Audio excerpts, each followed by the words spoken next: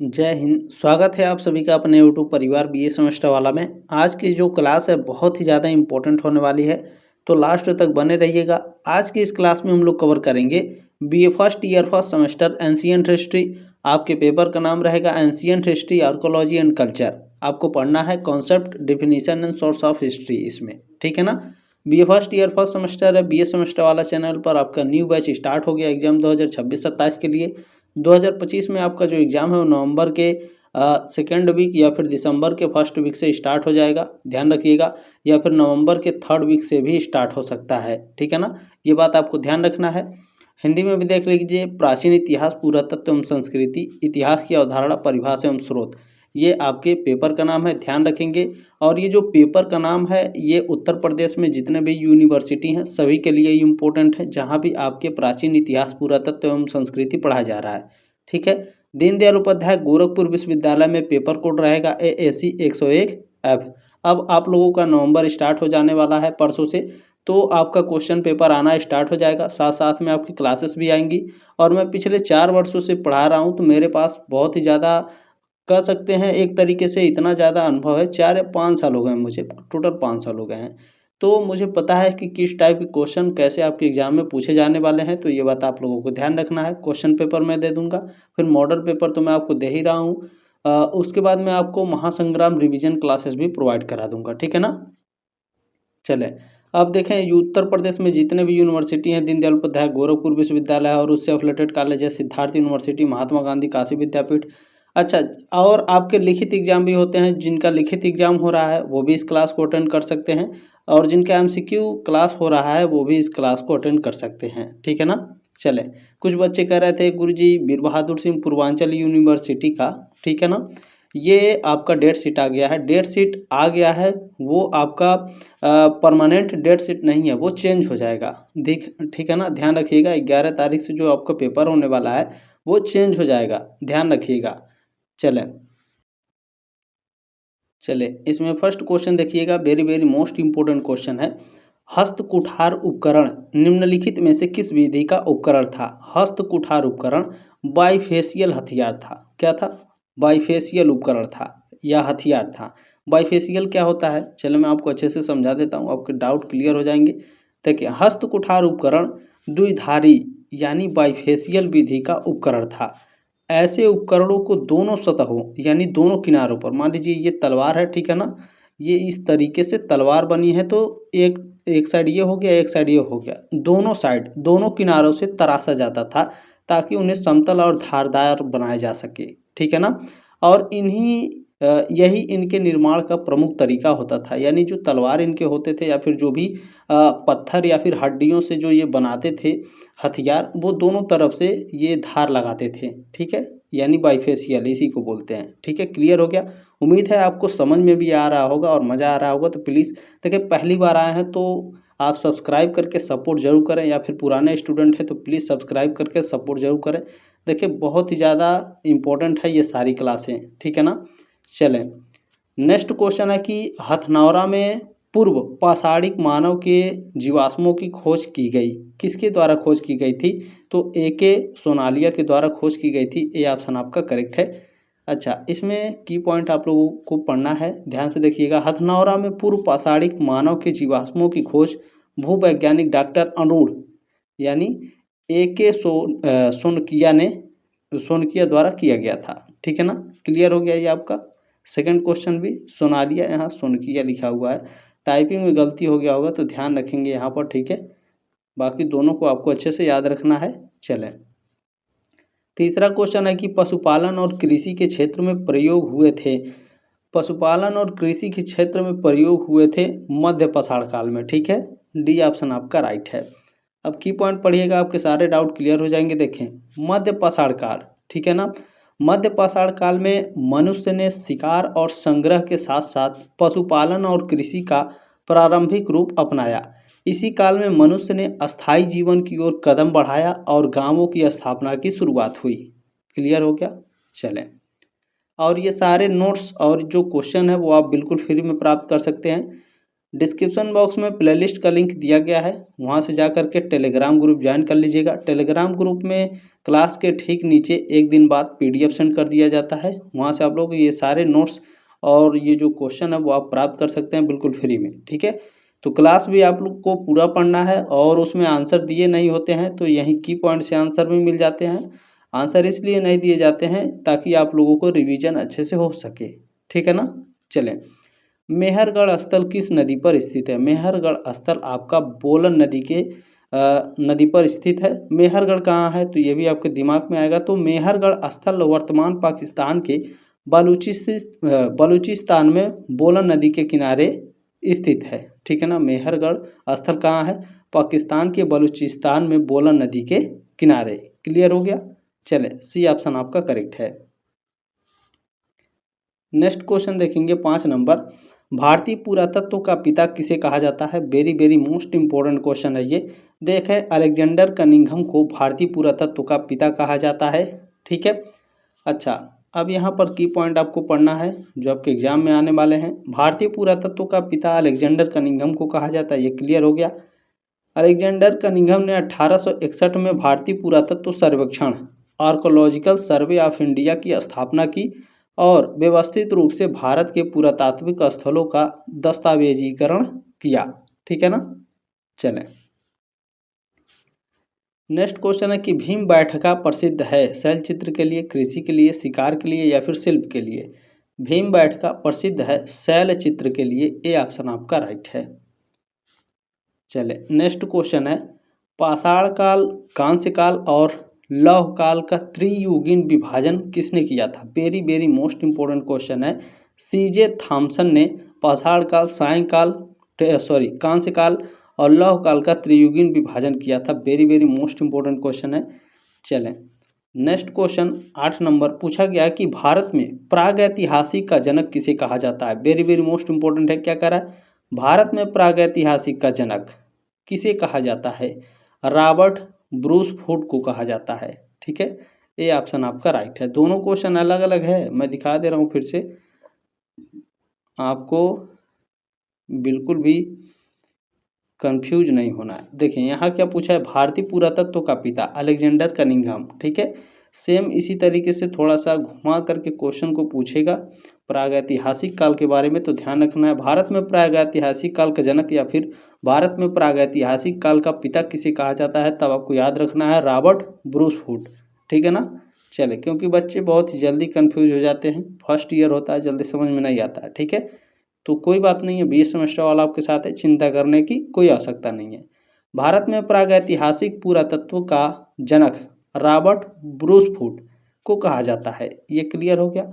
Robert Bruce food पूछा जाएगा कि ये कहाँ के वैज्ञानिक थे, तो एक ब्रिटिश भूवैज्ञानिक और पुरातात्विक थे, ठीक है ना। थोड़ा सा और जानिए इनके बारे में। देखें, सन 1863 में उन्होंने मद्रास यानी चेन्नई के निकट पल्लवरम नामक स्थान से एक पाषाण उपकरण यानी हस्त कुठार की खोज की। यह भारतीय उपमहाद्वीप में खोजा गया पहला दस्तावेजीकृत प्रागैतिहासिक पत्थर का औजार था, ठीक है। इस खोज ने भारत में पाषाण युग की मानव उपस्थिति के बारे में पहली बार वैज्ञानिक रूप से पुष्टि की और भारत में प्रागैतिहासिक अध्ययन की नींव रखी। इसीलिए उन्हें भारत में प्रागैतिहासिक पुरातत्व का जनक कहा जाता है। और जो आपके ऑप्शन में थे उनको भी ध्यान में रखना है। BA स्मिथ एक प्रसिद्ध इतिहासकार थे, लेकिन उन्हें प्रागैतिहासिक पुरातत्व का जनक नहीं कहा जाता है। दयाराम साहनी कौन थे, तो वे एक प्रमुख भारतीय पुरातत्वविद थे और हड़प्पा सभ्यता की खुदाई के लिए जाने जाते थे। पूछा जाता है हड़प्पा सभ्यता की खुदाई किसने करवाई थी? दयाराम साहनी ने, ठीक है। जो एक ऐतिहासिक काल यानी सिंधु घाटी सभ्यता से संबंधित है, प्रागैतिहासिक काल से संबंधित नहीं है, ठीक है। कनिंघम, तो कनिंघम के बारे में ऊपर मैंने पढ़ाया, भारतीय पुरातत्व का जनक कहा जाता है अलेक्जेंडर कनिंघम को, ठीक है, क्योंकि उन्होंने भारतीय पुरातत्व सर्वेक्षण यानी आर्कोलॉजिकल सर्वे ऑफ इंडिया की स्थापना की थी, ठीक है। क्लियर हो गया। चलें, नेक्स्ट क्वेश्चन है कि प्राचीन इतिहास के स्रोत क्या हैं? प्राचीन इतिहास के स्रोत हैं सिक्के के कारण, ये भी स्रोत है प्राचीन इतिहास का, अभिलेख भी है, पाषाण के जो उपकरण प्राप्त होते हैं वो भी प्राचीन इतिहास का स्रोत है। तो ये सभी डी ऑप्शन आपका राइट है। प्राचीन इतिहास का स्रोत माने कि आपको प्राचीन इतिहास के बारे में पता कैसे चलेगा कि ये चीज़ पहले था, तो आपको कैसे पता चलेगा? सिक्के आपको मिलेंगे तो आपको पता चलेगा कि ये प्राचीन काल के सिक्के हैं, उस पे कुछ लिखे हुए होते हैं, ठीक है ना? और कुछ चीज़ों को पढ़ा जा चुका है, कुछ चीज़ों को पढ़ा नहीं जा सका है अभी तक। अभिलेख मिलते हैं, इससे भी पता चलता है। पाषाण उपकरण, अभी आपने ऊपर पढ़ा, ठीक है ना, कि चेन्नई के निकट पल्लवरम गाँव में एक औजार मिला था, जिससे ये पुरातात्विक बारे में प्राचीन इतिहास का वो भी एक स्रोत माना गया, ठीक है, कि ये चीज़ पहले यानी प्राचीन इतिहास में था, ये चीज़ उपकरण बनाया जाता था, ठीक है ना। चलें, नेक्स्ट क्वेश्चन क्या है कि हड़प्पा सभ्यता किस नदी की घाटी में विकसित हुई? Very very most important question है, कई बार आपके एग्जाम में पूछा है। सिंधु नदी घाटी में हड़प्पा सभ्यता विकसित हुई है, डी ऑप्शन आपका राइट है। ये क्वेश्चन आपको इस क्लास में 2-3 बार देखने को मिलेगा, ठीक है। देखें, लहुरा देवपुरा स्थल किस जिले में स्थित है? Very very most important question है। संत कबीर नगर जिले में लहुरा देवपुरा स्थल स्थित है। संत कबीर नगर ये आपका पड़ता है उत्तर प्रदेश में, उत्तर प्रदेश का एक जिला है संत कबीर नगर, यहाँ पर आपका लहुरा देवपुरा स्थल स्थित है, ठीक है। आगे बढ़ें, बिल्कुल। चलिए नेक्स्ट क्वेश्चन देखिएगा। नेक्स्ट क्वेश्चन है कि हड़प्पा पुरातात्विक स्थल किस नदी के किनारे में स्थित है? तो यह रावी नदी के किनारे स्थित है, ठीक है। हड़प्पा पुरातात्विक स्थल किस नदी के किनारे? तो रावी नदी के किनारे आपका स्थित है, सी ऑप्शन आपका राइट है। चलिए नेक्स्ट क्वेश्चन देखिएगा, मोस्ट इंपोर्टेंट है। निम्नलिखित में से कौन सा एक हड़प्पा का बंदरगाह है? मोहनजोदड़ो, लोथल, महास्थानगढ़ या फिर नागपत्तनम? इन चारों में से कौन है जो हड़प्पा का बंदरगाह है? तो देखें, लोथल ये क्या है? हड़प्पा का एक बंदरगाह है, बी ऑप्शन आपका राइट है। लोथल कहाँ है पूछेगा तो गुजरात में, ठीक है ना। चलें नेक्स्ट क्वेश्चन है कि सिंधु घाटी सभ्यता की लिपि की जानकारी किससे प्राप्त होती है? आभूषणों से, मूर्तियों से, मुहारों से या फिर खिलौनों से? सिंधु घाटी सभ्यता की जो लिपि है बाबू, ये इसकी जानकारी किससे मिलती है? बिल्कुल मुहरों से प्राप्त होती है लिपि की जानकारी, सी ऑप्शन आपका राइट है। चलिए नेक्स्ट क्वेश्चन देखेंगे। पूछा जा रहा है, सिंधु सभ्यता में किस वृक्ष की पूजा होती थी? सिंधु सभ्यता में पीपल की पूजा होती थी, सी ऑप्शन आपका राइट है। नेक्स्ट क्वेश्चन है कि निम्नलिखित में से हड़प्पा सभ्यता किसका प्रतिनिधित्व करती है? हड़प्पा सभ्यता प्रथम नगरीकरण का प्रतिनिधित्व करती है, ठीक है ना, सी ऑप्शन आपका करेक्ट है। चलिए इसके बारे में थोड़ा सा जान लीजिए। देखें, हड़प्पा सभ्यता प्रथम नगरीकरण का प्रतिनिधित्व तो करती है। सिंधु घाटी सभ्यता यानी हड़प्पा सभ्यता भारतीय उपमहाद्वीप में शहरीकरण का सबसे पहला ज्ञात उदाहरण है, इसलिए इसे प्रथम नगरीकरण कहा जाता है। अब आपके डाउट क्लियर हो गए? चलें नेक्स्ट क्वेश्चन देखिएगा। सर्वप्रथम यानी सबसे पहले हड़प्पा पुरा स्थल का उत्खनन किसने किया? सबसे पहले हड़प्पा पुरा स्थल का खुदाई किसने किया था? दयाराम साहनी ने। अभी मैंने पढ़ाया ना, बिल्कुल। ये देखिए क्वेश्चन कई बार आपके एग्जाम में पूछ चुका है, तो ध्यान में रखिएगा।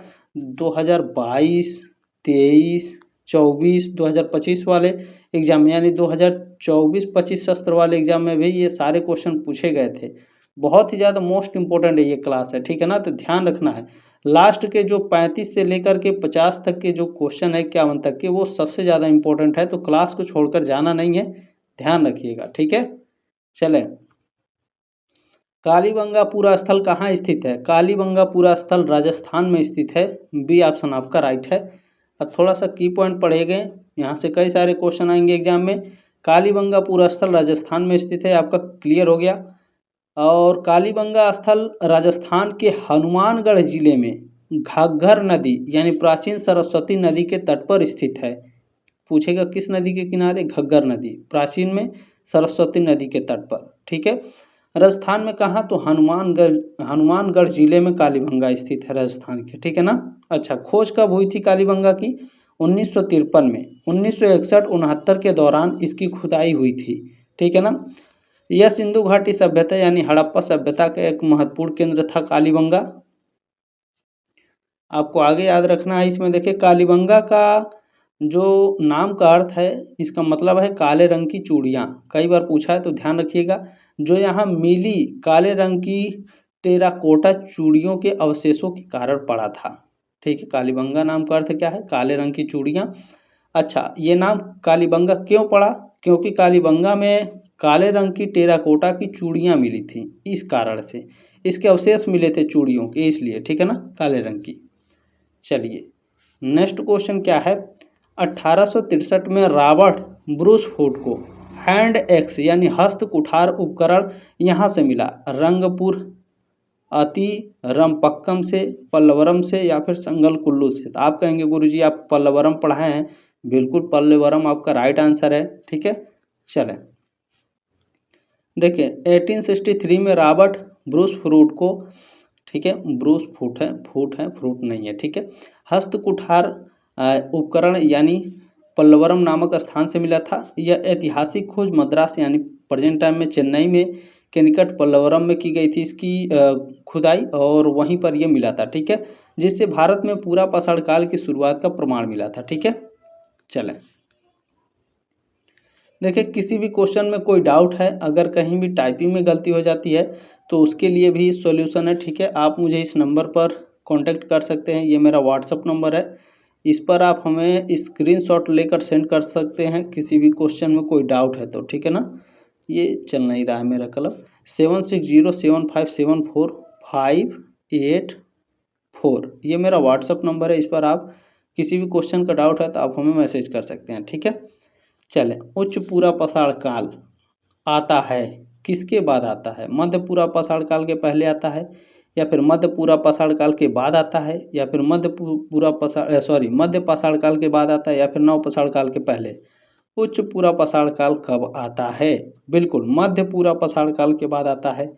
बी ऑप्शन आपका राइट है। देखिए उच्च पूरा पाषाण काल कहाँ पर है? यहाँ पर है। पूछ क्या रहा है कि उच्च पूरा पाषाण काल आता है, तो यह आता है मध्य पूरा पाषाण काल के बाद आता है। ठीक है, बस आपको ये वाला ट्रिक याद रखना है, और ये क्वेश्चन पूछता है हर साल लगभग।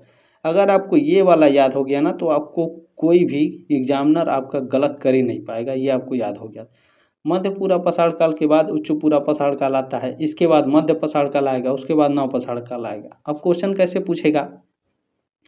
पूछेगा कि मध्य पाषाण काल के पहले कौन सा काल आता है? तो मध्य पाषाण काल के पहले उच्च पूरा पाषाण काल आता है। पूछेगा मध्य पाषाण काल के बाद कौन सा काल आता है? नव पाषाण काल आता है। पूछेगा मध्य पूरा पाषाण काल के बाद कौन सा काल आता है? उच्च पूरा पाषाण काल आता है। वेरी वेरी मोस्ट इंपॉर्टेंट है। पूरे यूट्यूब पर आपको इस तरह की जानकारी कोई नहीं देता है, ध्यान रखिएगा। मैं बिल्कुल फ्री में पढ़ाता हूँ, अपना 100% मैं अपना देता हूँ। ठीक है, ध्यान रखिएगा इस बात को। चलें देखिए टेलीग्राम ग्रुप में जाकर के आप लोग ज़रूर डाउनलोड कर लीजिएगा PDF, ये आप लोगों के लिए यही है। ठीक है, चलिए देखिए होमो सैपियंस मानव किस काल से संबंधित है? Very very most important question है। ये जनरल नॉलेज में कई बार पूछता है आपके जीवन काल में, ये आपके जीवन काल से संबंधित है। कभी भी क्वेश्चन ये आपसे कोई पूछ सकता है। होमो सैपियंस हम लोग जो प्रेजेंट टाइम में प्रजाति हैं होमो सैपियंस के हैं, तो पूछ सकता है कोई भी आपसे कि हम किस काल से संबंधित थे प्राचीन काल में। तो उच्च पूरा पाषाण काल से हम लोग संबंधित थे। ठीक है ना, होमो सैपियंस। सी ऑप्शन आपका राइट है। कैसे गुरुजी? चलिए आपको एक्सप्लेन करके बताते हैं। देखें होमो सैपियंस मानव उच्च पूरा पाषाण काल से संबंधित हैं। आधुनिक मानव होमो सैपियंस का उदय उच्च पूरा पाषाण काल में हुआ था, जब तेज और चमकीले औजारों का निर्माण शुरू हुआ था तथा हिम युग का अंतिम चरण चल रहा था। क्लियर हो गया? चले नेक्स्ट क्वेश्चन क्या है? देखें नियंडरथल मानव किस काल से संबंधित हैं? तो यह आपके निम्न पूरा पाषाण काल से संबंधित हैं। डी ऑप्शन आपका राइट है। मोस्ट इंपॉर्टेंट क्वेश्चन है, यह भी आपका पूछा था। चलें ध्यान दीजिएगा, नियंडरथल मानव निम्न पूरा पाषाण काल यानी लोअर प्लेटेनियोथिक एज से संबंधित हैं। इसका प्रमाण यह है कि नियंडरथल मानव का कालक्रम मुख्यतः लगभग 1,60,000 वर्ष पूर्व से 40,000 वर्ष पूर्व के बीच था, जो कि निम्न एवं मध्य पूरा पाषाण काल युग में आता है। अधिकांश वैज्ञानिक ऐतिहासिक साक्ष्य के अनुसार नियंडरथल मानव निम्न पूरा पाषाण काल के दौरान धरती पर उपस्थित थे। ठीक है, चलें नेक्स्ट क्वेश्चन है कि मध्य पाषाण काल आता है, कब आता है भैया? मध्य पाषाण काल मध्य पूरा पाषाण काल के पहले आएगा या उच्च पूरा पाषाण के काल के पहले आएगा? मध्य पाषाण काल नव पाषाण काल के पहले आएगा, कब आएगा?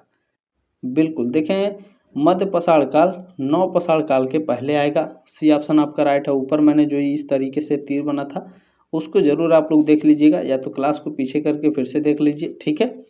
देखिए, खाद्य उत्पादन परक अर्थव्यवस्था संबंधित है किस काल से? नव पाषाण काल से। खाद्य उत्पादन परक अर्थव्यवस्था नव पाषाण काल से संबंधित है। डी ऑप्शन आपका राइट है। चलिए, नेक्स्ट क्वेश्चन है कि उच्च पूरा पाषाण कालीन हड्डी की बनी मात्र देवी की मूर्ति कहाँ से प्राप्त हुई थी? तो उत्तर प्रदेश में बेलन घाटी से प्राप्त हुई थी। ये ऑप्शन आपका राइट है। चलिए, नेक्स्ट क्वेश्चन है ऋग्वेद की रचना किस क्षेत्र में हुई? ऋग्वेद की जो रचना है वो सप्त सैंधव प्रदेश में हुई थी। बी ऑप्शन आपका करेक्ट है। अब आपको ध्यान से यहाँ पर देख लेना है, ऋग्वेद की रचना सप्त सैंधव प्रदेश में हुई थी। यह क्षेत्र सिंधु नदी, सरस्वती, सतलज, रावी, ब्यास, झेलम और चिनाब सहित 7 नदियों से घिरा हुआ था, ठीक है ना। चलिए, नेक्स्ट क्वेश्चन है आर्य शब्द का शाब्दिक अर्थ है। आर्य शब्द का शाब्दिक अर्थ है श्रेष्ठ। बी ऑप्शन आपका राइट है। चलिए, क्वेश्चन नंबर 28 आपसे पूछा गया है ऋग्वैदिक आर्यों की भाषा क्या थी? जो ऋग्वैदिक आर्य थे इनकी जो लैंग्वेज थी वो संस्कृत थी, ठीक है ना। सी ऑप्शन आपका राइट है। क्लियर हो गया। चले, नेक्स्ट क्वेश्चन पूछा गया है सभा और समिति की प्रजापति की 2 पुत्रियां कहाँ गया है? कहा गया है सभा और समिति की प्रजापत्र की 2 पुत्रियां कहा गया है? ऋग्वेद में, यजुर्वेद में, सामवेद में या फिर अथर्ववेद में कहा गया है? किस में कहा गया है? अथर्ववेद में। सभा और समिति के प्रजापत्र की 2 पुत्रियां अथर्ववेद में कहा गया है। डी ऑप्शन आपका राइट है। क्लियर हुआ। चले, नेक्स्ट क्वेश्चन देखिए लाइक भी करते चलेंगे। लाइक करने का सिर्फ एक ही मकसद होता है, जितना ज़्यादा लाइक रहेगा क्लास पर यूट्यूब भी क्लास को रिकमेंड करता है बाकी बच्चों के पास। तो आपकी जिम्मेदारी है कि टेलीग्राम पर, व्हाट्सएप पर, हर जगह मेरी क्लास को आप लोग शेयर जरूर कीजिएगा। काफ़ी नॉलेजेबल क्लास है, काफ़ी मेहनत करके मैं बनाता हूँ क्लास, तो शेयर जरूर कर दीजिएगा। सब्सक्राइब करके सपोर्ट जरूर करेंगे, ठीक है। चलें, क्योंकि आप लोग हमारे साथ पढ़ने वाले हैं लगातार कई साल, ठीक है। देखिए, भारत का राष्ट्रीय आदर्श वाक्य सत्यमेव जयते उद्धृत है मुंडक उपनिषद से लिया गया है। कभी कभी डायरेक्ट पूछता है कि भारत का जो राष्ट्रीय आदर्शवाद है सत्यमेव जयते कहाँ से लिया गया है? मुंडक उपनिषद से, ठीक है। चलें, अब इससे जुड़े कई सारे सवाल आपके एग्जाम में पूछे जाते हैं, जैसे सत्यमेव जयते इसका मतलब क्या है? सत्य की ही विजय होती है, ठीक है। भारत का राष्ट्रीय आदर्श वाक्य है सत्यमेव जयते, जो मुंडक उपनिषद से लिया गया है। इसे भारत के राष्ट्रीय प्रतीक चिन्ह के आधार पर अंकित किया गया है और 26 जनवरी 1950 को इसे राष्ट्रीय आदर्श वाक्य के रूप में अपनाया गया था। ये भी पूछता है, तो ध्यान रखिएगा। चलिए, नेक्स्ट क्वेश्चन है उत्तर वैदिक काल में शूद्रों के देवता थे पूषण, ठीक है। उत्तर वैदिक काल में जो शूद्र थे इनके देवता कौन थे? पूषण थे। बी ऑप्शन आपका राइट है। नेक्स्ट क्वेश्चन देखिएगा, मोस्ट इंपोर्टेंट है गोत्र शब्द का सर्वप्रथम उल्लेख हुआ। गोत्र शब्द का सर्वप्रथम उल्लेख ऋग्वेद में हुआ है। ए ऑप्शन आपका राइट है। चले, नेक्स्ट क्वेश्चन है वैदिक कर्मकांड में होता का संबंध है। वैदिक कर्मकांड में होता का जो संबंध है वह ऋग्वेद से संबंध है, ठीक है। ये ऑप्शन आपका राइट है क्वेश्चन नंबर 33 का। अब आपने जो की पॉइंट दिया गया है इसको पढ़िएगा, आपके डाउट क्लियर हो जाएंगे। वैदिक कर्मकांड में होता का संबंध ऋग्वेद से है। होता ऋग्वेद मंत्रों का पाठ करने वाला पुरोहित होता है, ठीक है ना। चलें, नेक्स्ट क्वेश्चन है ऋग्वेद की मूल लिपि थी देवनागरी, खरोष्ठी, पाली या फिर ब्रह्मी लिपि? ऋग्वेद की मूल लिपि ब्रह्मी थी। डी ऑप्शन आपका करेक्ट है। मोस्ट इंपोर्टेंट क्वेश्चन है, ध्यान रखिएगा, ठीक है। चलें, नेक्स्ट क्वेश्चन क्या है, देखिए पूछा जा रहा है कि ऋग्वेद में इंद्र को क्या कहा गया है? ऋग्वेद में इंद्र को पुरंदर कहा गया है। ये क्वेश्चन कई बार पूछ चुका है, ध्यान रखिएगा आप लोग, ठीक है। देखें, ऋग्वेद में इंद्र को पुरंदर कहा गया है, जिसका अर्थ है किलों को तोड़ने वाला। उन्हें अनेक किलों को नष्ट करने वाला और आर्यों की रक्षा करने वाला माना जाता था। ठीक है, चलें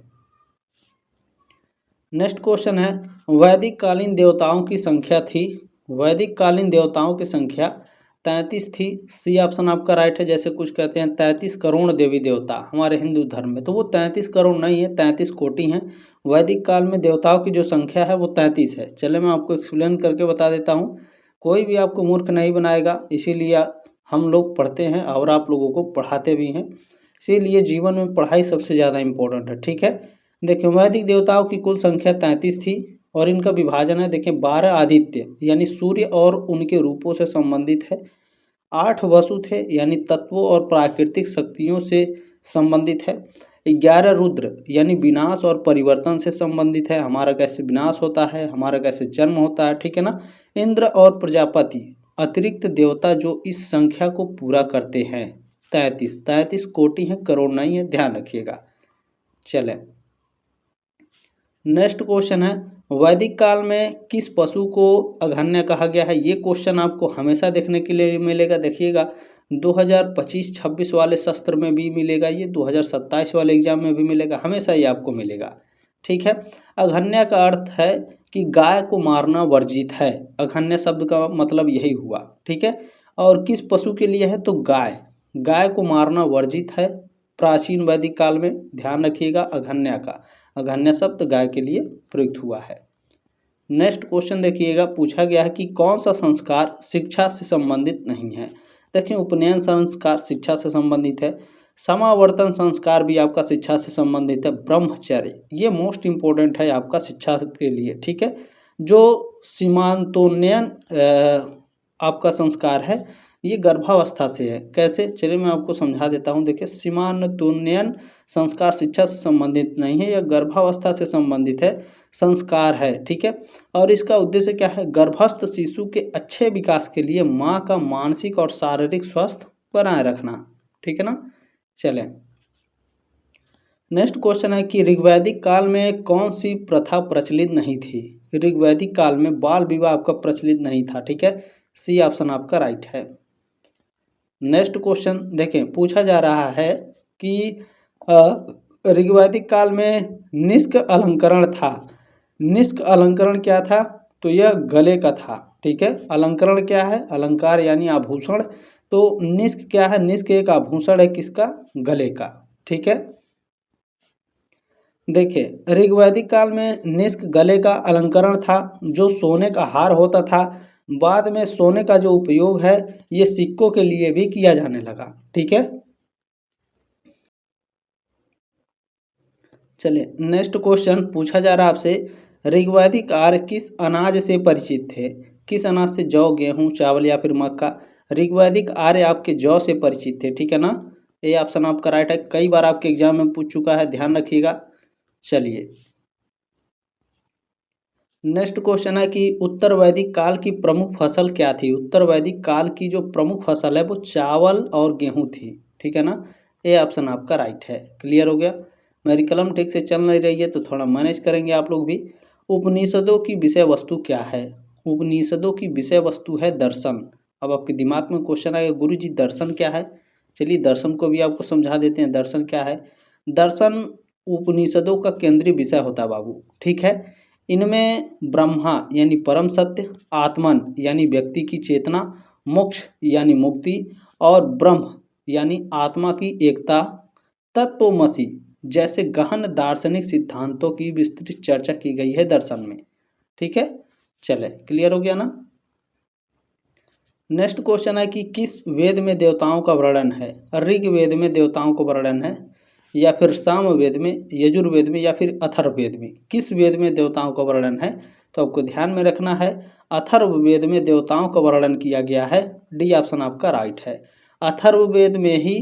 ठीक है, ध्यान रखिएगा, थोड़ा सा और बता देते हैं। अथर्ववेद में देवताओं और रोगों के उपचार का विस्तृत वर्णन है और इसे आयुर्वेद का उपवेद भी माना जाता है, यानी आयुर्वेद का भी ज्ञान दिया गया है अथर्ववेद में। ठीक है ना, चले, सिंधु सभ्यता संबंधित है, सिंधु सभ्यता आदि ऐतिहासिक काल से संबंधित है, बी ऑप्शन आपका राइट है। चलिए थोड़ा सा समझा देते हैं, ध्यान दीजिएगा। देखिए, सिंधु सभ्यता आदि ऐतिहासिक काल यानी प्रोटो हिस्टोरिक पीरियड से संबंधित है। आदि ऐतिहासिक काल वह समय है जब सभ्यता के पास लेखन कला तो थी, लेकिन उसकी लिपि अभी तक पढ़ी नहीं जा सकी है। ठीक है, इसलिए उस काल के इतिहास का पूर्ण निर्माण संभव नहीं है।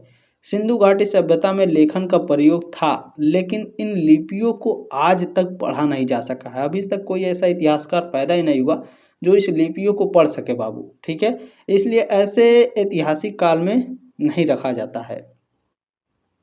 ठीक है ना। अब चलिए थोड़ा सा आपको समझा देते हैं, आपको समझ में आ जाएगा। प्रागैतिहासिक काल का मतलब क्या होता है?